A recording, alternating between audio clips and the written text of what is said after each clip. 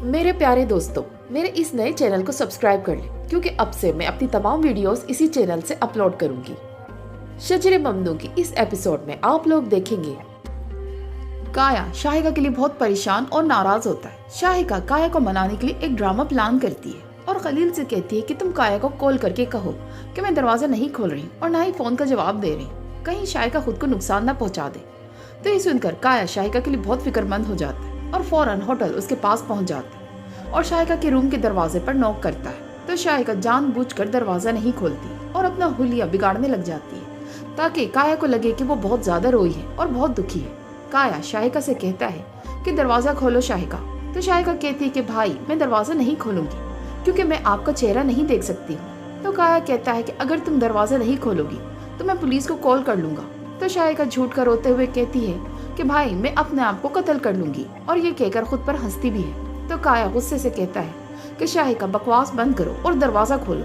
तो शाहिका कहती है कि ओके भाई मैं दरवाजा खोल रही हूँ। फिर शाहिका रोती हुई शक्ल के साथ दरवाजा खोलती है और काया को देखकर रोने लग जाती है और कहती है कि भाई जान मुझे पता है कि आप मुझसे बहुत नाराज हैं। तो काया कहता है कि शाहिका मैं तुम पर गुस्सा कैसे ना हूँ, तुमने क्या सोच लिया था कि खालिद तुमसे शादी करेगा। तो शाहिका रोते हुए कहती है कि भाई मेरे साथ धोखा हुआ है। तो काया गुस्से से कहता है कि खामोश हो जाओ, तुमने तो खुद सबको धोखा दिया है। तो शाहिका कहती है कि भाई अगर आप इसी तरह बातें करेंगे तो कैसे हम एक दूसरे की बात को समझेंगे।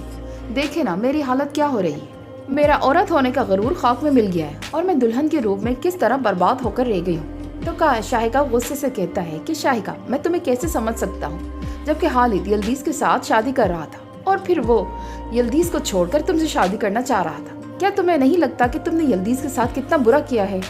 तो शाहिका कहती है कि लेकिन खालिद ने तो मुझसे कहा था कि वो यल्दीज से शादी नहीं करेगा, तो फिर मैं क्या करती। तो काया कहता है कि और तुमने इस बात से फायदा उठाने की कोशिश की, क्या तुम ये बात पहले से नहीं बता सकती थी। तो शाहिका कहती है कि आपने सब अपनी आंखों से खुद देखा है, खालिद ने मुझसे कहा था कि वो मुझसे मोहब्बत करता है। तो काया कहता है कि ये बात तो तुम मुझे पहले भी बता चुकी थी और मैंने तुमसे खालिद से दूर रहने का कहा था और तुम तो कह रही थी कि तुम्हें खालिद में कोई दिलचस्पी नहीं है। तो शाहिका कहती कि भाई खालिद ने मेरी बहुत मिन्नतें की थी कि मैं उससे शादी करने के लिए राजी हो जाऊं। आखिर मैं भी औरत हूँ, उसके इतने इसरार पर बिला आखिर में मान गई उसे शादी पर। ये सब बातें दरअसल शाहिका झूठ का काया को कहती है ताकि काया उससे नाराजी खत्म करे। फिर शाहिका काया का हाथ पकड़कर कहती है कि अगर भाई आप मुझसे नजरें फेर लेंगे तो फिर मैं किधर जाऊंगी। मैं आपसे वादा करती हूँ कि मैं आपसे आइंदा झूठ नहीं बोलूंगी।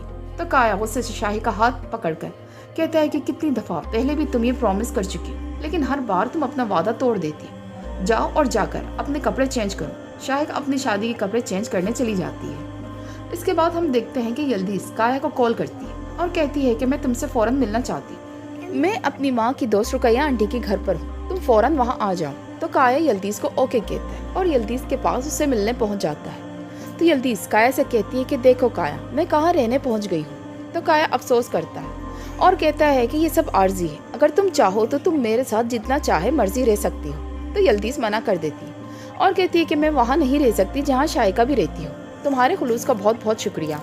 फिर यल्दीज काया से कहती है कि मैं खालिद जान के लिए बहुत फिक्रमंद हूँ। खालिद ने खालिद जान की कस्टडी के लिए केस दायर कर लिया है और वो मुझसे खालिद जान को छीन लेगा।